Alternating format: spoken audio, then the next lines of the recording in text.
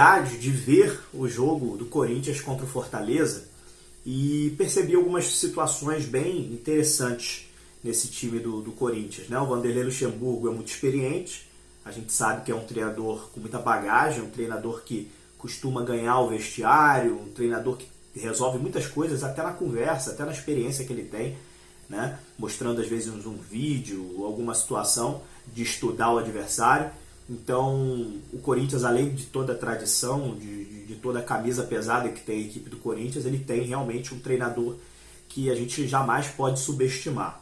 Apesar de muitas pessoas falarem, o Luxemburgo está ultrapassado, o Luxemburgo está isso, está aquilo, eu respeito muito o que foi a história do Luxemburgo e o que ele representa para o futebol brasileiro. Né? O Luxemburgo é um cara que conhece muito de futebol e muitas das coisas que a gente vê hoje no futebol atual, no futebol moderno, o Luxemburgo já fazia no início dos anos 2000 e no final dos anos 90. Então, primeiro eu queria dizer isso, que eu tenho muito respeito pelo Vanderlei Luxemburgo e discordo muito de algumas pessoas que falam que ele é ultrapassado. As coisas não deram certo para ele nos últimos anos, mas eu ainda acho que ele saca muito de futebol, entende muito de bola. E para isso, ele está tentando ainda encaixar esse time do Corinthians. É óbvio que o Botafogo está num momento muito melhor. O Botafogo é realmente favorito para esse jogo de hoje. A gente precisa não entrar com salto alto, óbvio, a gente precisa entrar sabendo da condição e fazer valer o que está se apresentando. Porém, a gente tem que entrar também ligado, 200%, porque a gente tem o Corinthians do outro lado, né? Então, é um time que, se o Botafogo entrar realmente de salto alto, entrar desligado, o Corinthians vai acabar aprontando aqui no estádio Newton Santos.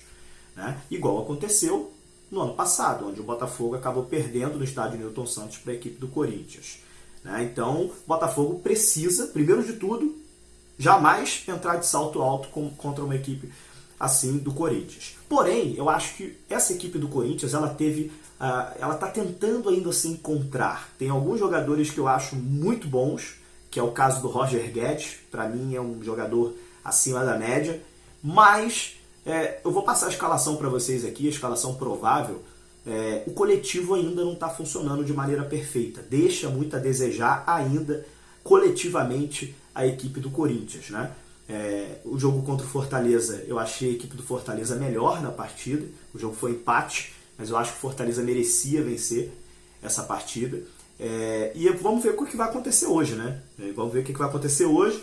O Botafogo está num momento realmente bem melhor que a equipe do Corinthians. E vamos ver como é que vai se encaixar essas duas equipes dentro de campo. O Corinthians deve ir a campo, lembrando que Fausto Vera está fora, suspenso. Então, ele foi titular contra o Fortaleza. É uma baixa importante para a equipe do Corinthians, né? E tem algumas dúvidas que estão surgindo aí. Por exemplo, o Yuri Alberto foi reserva contra o Fortaleza.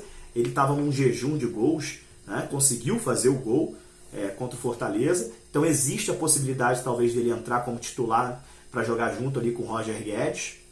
Né? E aí muda um pouco o sistema do Corinthians, porque o Roger Guedes gosta de jogar centralizado. Então quando o Yuri joga, o Roger Guedes é obrigado a abrir um pouco, né? Não ficar tão centralizado, porque o Yuri Alberto joga centralizado também. Então não dá para jogar num 4-3-3 quando os dois estão em campo, tem que ser uma espécie de um 4-4-2. O Roger Guedes sabe também jogar na ponta esquerda, mas ele mesmo diz que ele gosta e rende melhor jogando centralizado. Né? Já teve até problema com o Vitor Pereira no passado, porque o Vitor Pereira só colocava ele na ponta esquerda, enfim. Esse é o futebol do Roger Guedes, um cara que tem personalidade. Vamos passar a escalação, né? Já falei bastante do Corinthians aqui.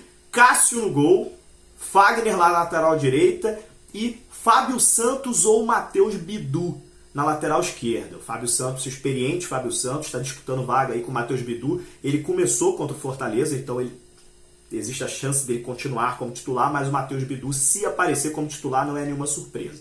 Na zaga, Gil, o experiente Gil, e o jovem Murilo. Tá? No meio-campo, no lugar do Fausto Vera, deve entrar o Maicon. Existe uma disputa com o Paulinho, o experiente Paulinho, ex-seleção brasileira, também tem história no Corinthians, mas o Maicon é quem é o provável titular, ao lado do Rony, que é um outro volante. No meio-campo tem o Matheus Araújo. E aí, 3 atacantes. Adson, que é um ponta-direita canhoto, bem veloz. Pedro na esquerda e o Roger Guedes centralizado. Se o Yuri Alberto entrar, provavelmente será no lugar do Pedro. E aí muda para um 4-4-2, com o Adson jogando um pouco mais aberto, e aí abre também o Matheus Araújo, enfim. Tem mudanças se entrar o Yuri Alberto. O Corinthians também não está definido pelo Luxemburgo, vai ser definido amanhã, realmente, vai sair a escalação 1h oficial e a gente vai saber o que vai acontecer, né? Mas, expectativa de um ótimo jogo. Já disse a vocês, meu palpite é que o Botafogo vence essa partida, vou torcer muito para isso, estarei no estádio Newton Santos, mas o Botafogo precisa entrar ligado. Precisa entrar ligado e fazer valer esse bom momento do clube contra um Corinthians que ainda está tentando se encontrar coletivamente nesse início de trabalho do Vanderlei Luxemburgo. Beleza? Pré-jogo feito, todas as informações para vocês estão nesse vídeo. Vamos para o jogo então, né? Botafogo e Corinthians às 7h30 da noite no estádio Newton Santos. Um abraço, galera. Até a próxima. Valeu!